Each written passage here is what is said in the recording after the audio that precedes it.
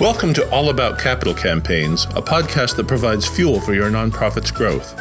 Each week, hosts Andrea Kihlstedt and Amy Eisenstein, co-founders of the Capital Campaign Toolkit, provide practical tips about raising more money for your nonprofit organization. The Capital Campaign Toolkit is a support system for nonprofit leaders who are running capital campaigns.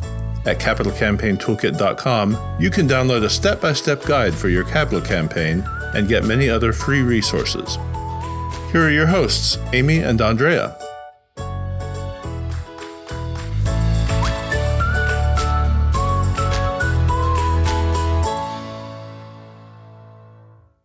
As you perhaps know, as you probably know, I'm Andrea Kihlstedt, and I am a co-founder of the Capital Campaign Toolkit. I am not here with my wonderful co-founder partner, Amy Eisenstein, who is in Florida at Disney World with her kids who are on spring break and her husband.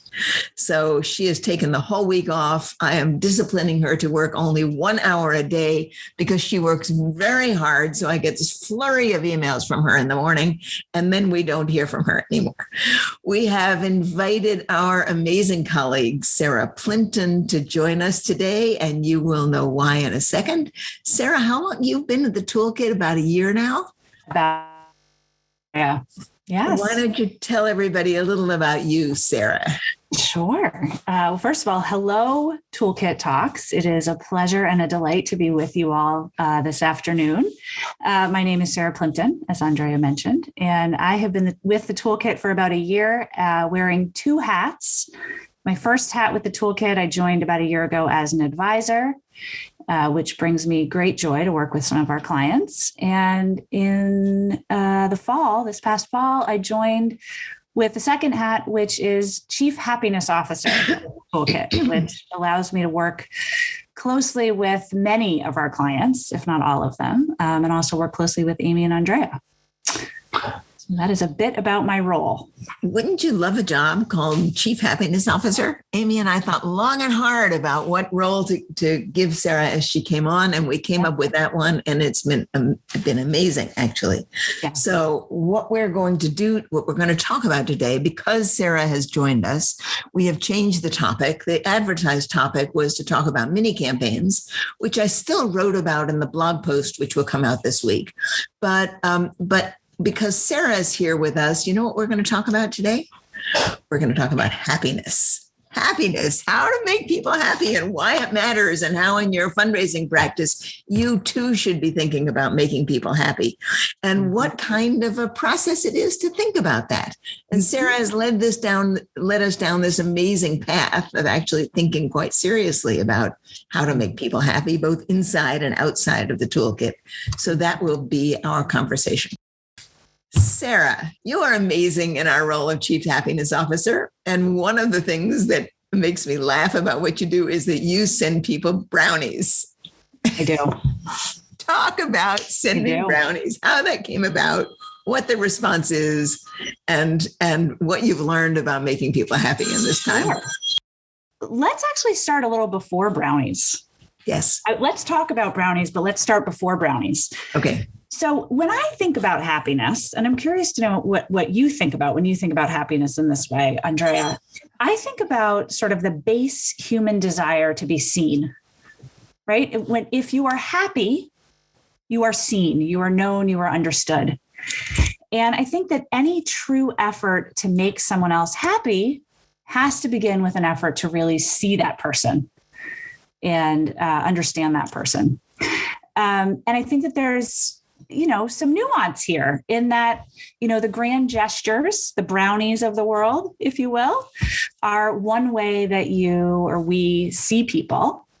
But just relating with people with the sort of disposition of wanting to see them and to know them, I think carries so much value. And in fact, allows us to pull off the grand gestures, the brownies, if you will, in a meaningful way. Sarah, I think it's such a wonderful approach to making what makes people happy.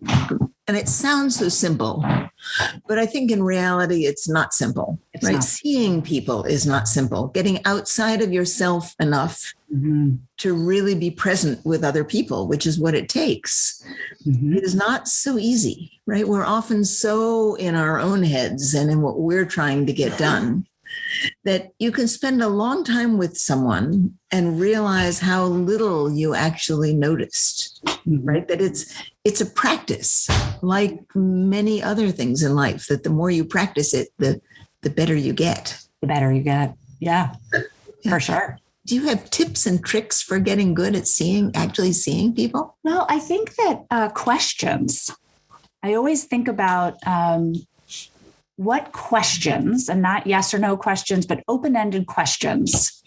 What questions can I ask people to learn more about them, or learn more about their motivations or their aspirations or hopes, fears, all those kinds of things, I think can really reveal a lot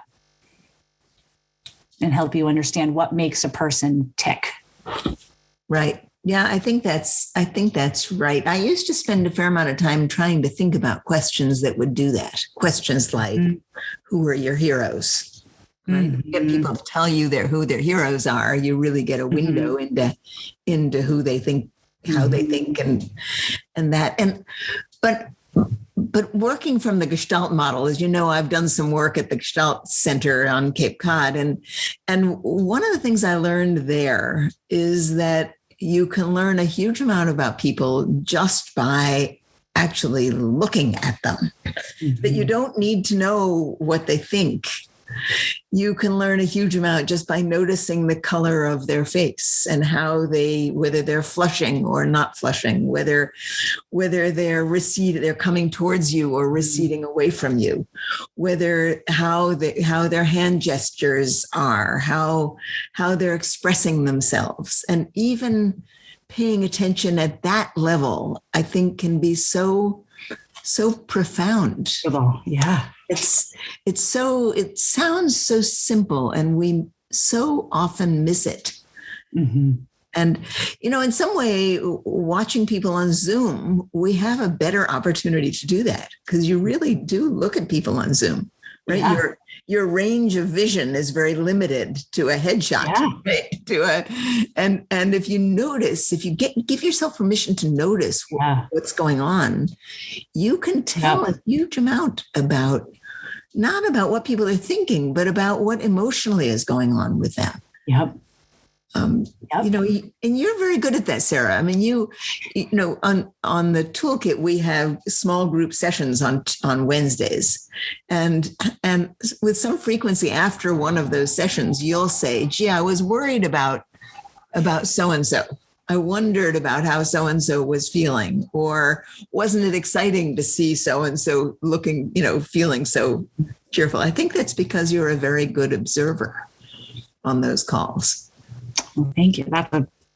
I think, though, something you said that I want to highlight is the noticing.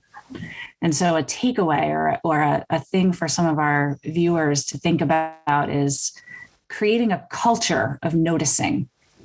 And I think actually this role, the chief happiness role, helped me in my own, sort of culture of noticing, coming off those group coaching calls and thinking about what did I notice and how am I going to act in response to what I noticed. Think about where you notice in your day people being kind around you, your colleagues, your donors, your board members, your volunteers, people being resilient or working hard or persevering through circumstances that are not desirable, shall we say, or frustrating. People going the extra mile. And if you sort of think about how can I notice these things, or how many of these kinds of things can I notice, you do start to notice them. And when you start to notice them, you can point them out to people. You can act on them. You can send the brownies for the person who's persevering through obstacles that are less desirable, shall we say. But I think it begins with noticing. Let's get back to brownies, because I think that's an interesting segue. That it's one thing to think about sending brownies or something to someone that's gotten a big gift, right? And we do that when one of our clients has achieved a milestone, for example, when their campaign has gone over a certain amount, or when we hear about something great that's happened, we try to send something or recognize that in some way. But I think in some way it's much more powerful to send brownies or whatever it is you're going to send, because you saw that someone was really struggling.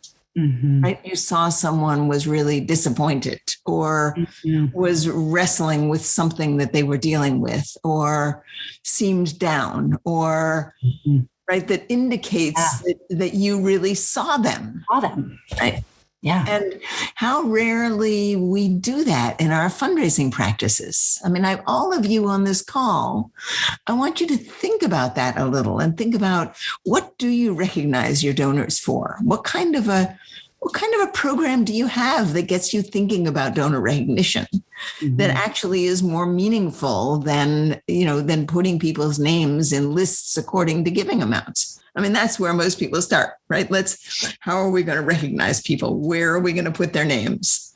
Right now, it's an interesting question about whether people really care if their names are anywhere, or what kind of impact it has. And maybe they do, and maybe they don't.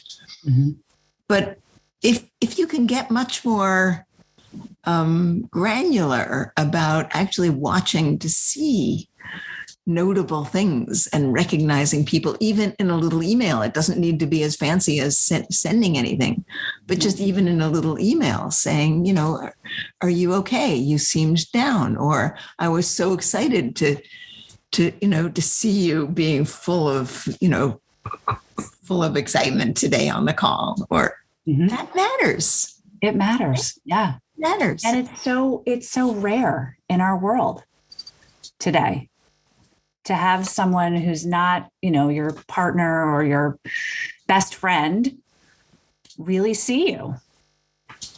And it feels good. Sarah, before you came to the toolkit, you were at a private school in Maine, and the name of which eludes me at the moment. But I'm wondering what you did for donor recognition there, and if you came to this job with a history of thinking this way.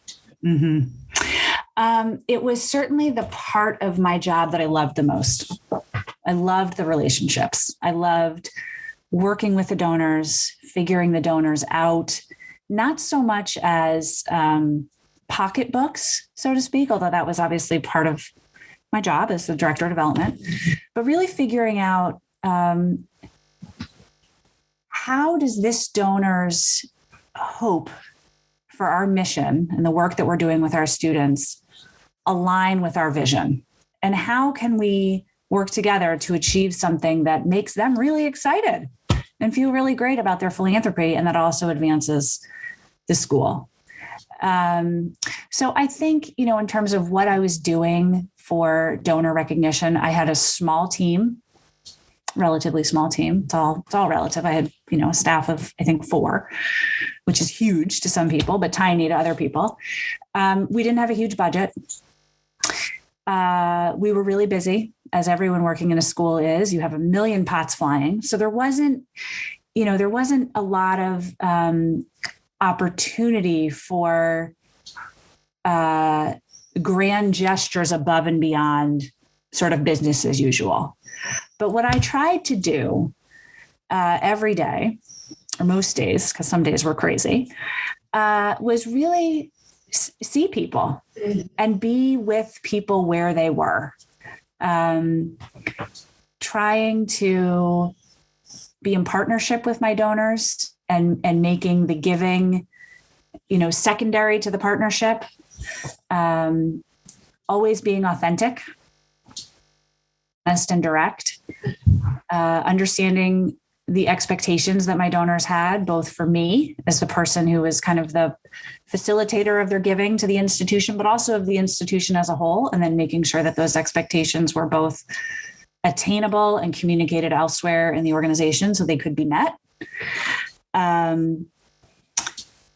I tried to always have context around conversations when I was speaking with donors, so I would know as much as I could about a situation and didn't necessarily wear that on my sleeve, but had it at the ready, which I think is important. I made things personal as much as I could. So I had a rule in my office, or not a rule, that sounds a little more authoritarian than it actually was.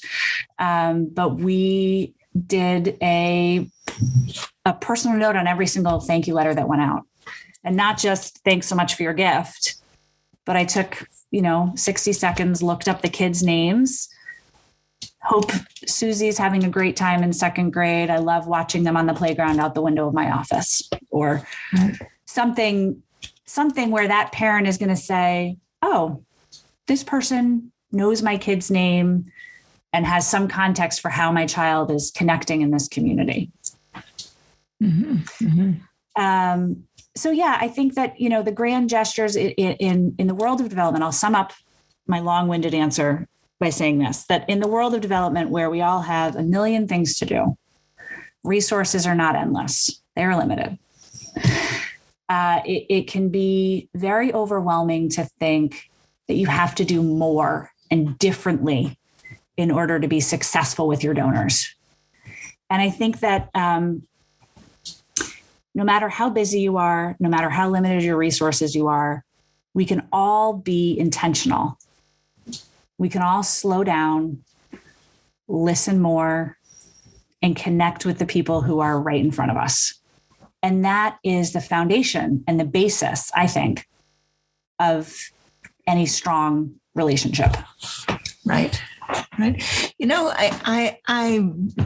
so appreciate that. I just think it's so important. And I think it is facilitated, or I have noticed in your working with the toolkit, that knowing that you are there, and if I notice something, that I can pass it along to you, and you can follow up on sending something or doing something tangible, that just knowing that you are there to facilitate that, and it gets me thinking and seeing more.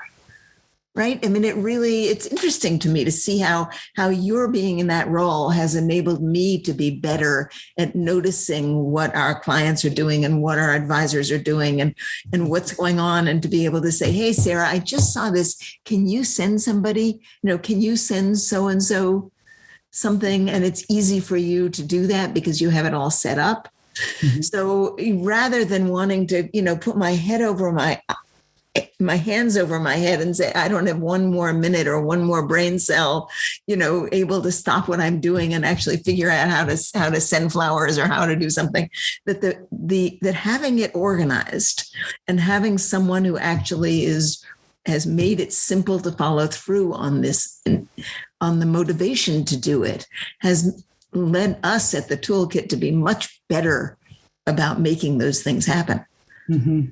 So I think it works both ways. One is being able to see something, and the other is having the bandwidth, right? When bandwidth is not so available for many of us. I mean, my bandwidth, I think it's just because I'm getting older, my bandwidth seems to be shrinking these days, right? So it's fascinating. It has been, in this year of working with you, Sarah, it has been fascinating to me to see how much more I notice about people, because I know that we want to recognize people for things that they do that are good, or that if they're in trouble, we want to recognize that, and we want to do what we can to make them feel better. Right? Yeah, and that's a big deal, I think. Let me wrap it up with just one more thing that has given me some pleasure. We at the Toolkit have about I think 9 advisors. We have a staff of 12 now. And they are the heart of this business. They are terrific. They work with clients. They're just so capable and so smart. And they have been with us a long time, and we know them all well. They're terrific. And we decided that we want to be able to recognize them too. But we were trying to figure out how can we do that in a way that feels real. So last week we sent out a survey to them, each one of them, asking them to fill in things like, What's your favorite restaurant in your community? Where do you go in your community when you have, when you want to do something special? What, is there a bookstore that you particularly like to frequent? We came up with a list of several questions so that they could tell us, right, what gives them pleasure, particularly in their community for them. And we can now keep it in a file. And when we see somebody's birthday coming up, we can actually look and see, not just, sending brownies, but we can actually look and see, maybe we can send Zan a gift certificate at her favorite little restaurant, right? And that would be fun.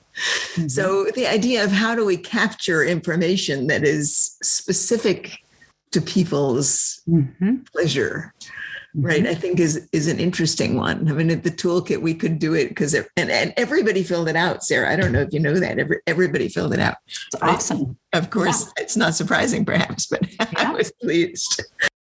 Sarah, I think this has been just such a good reminder. And I just, one could do worse.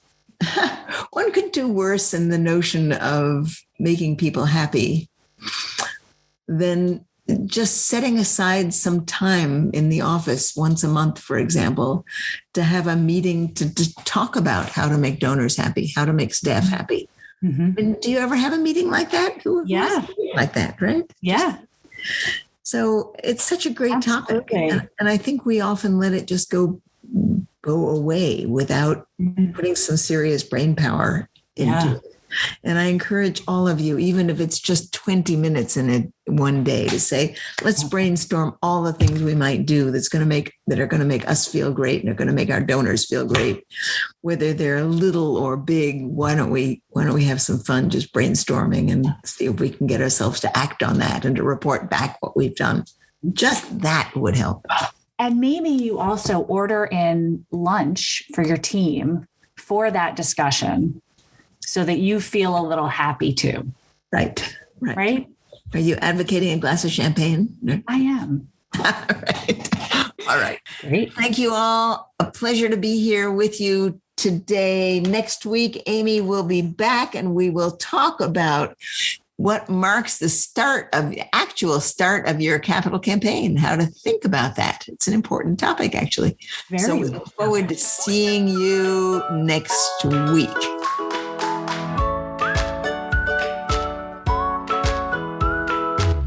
Thanks for joining Amy and Andrea for today's All About Capital Campaigns. To learn more about them and their work together, go to capitalcampaigntoolkit.com. This podcast is recorded on a live webinar every Monday at 2 p.m. Eastern Time. You can join the live sessions and get your questions answered by signing up today at toolkittalks.com. And please like, rate, and review us on your favorite podcasting platform.